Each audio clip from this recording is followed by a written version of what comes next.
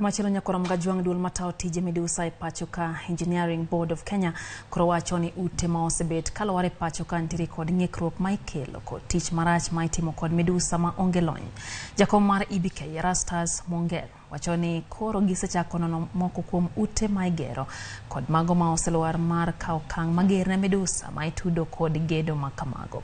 Mongera bende jiwo jogo magedo mondo ginene gitiyo kod midusa mantiere kod lony makare kaka yo mar geng'o lal magiyudo ka ute go ruombore piny kendo hinyo jogedo kata jogo modak machiegni kod kuonde ma igedoe. Several teams of consulting engineers went around this country to the counties where the collapses were very common, and in the report they have come up with various weaknesses in the structures that are being put. Some of them is because the foundations were not strong enough to carry the dead weight of the building that is coming up. When you add the live weight of people and other equipment, it even becomes heavier.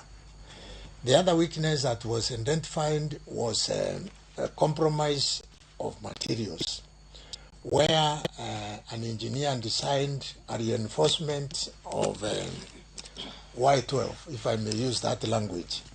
You see the contractor has used a Y8, and that forming a column is already a lot of weakness. So when you load it, it collapses.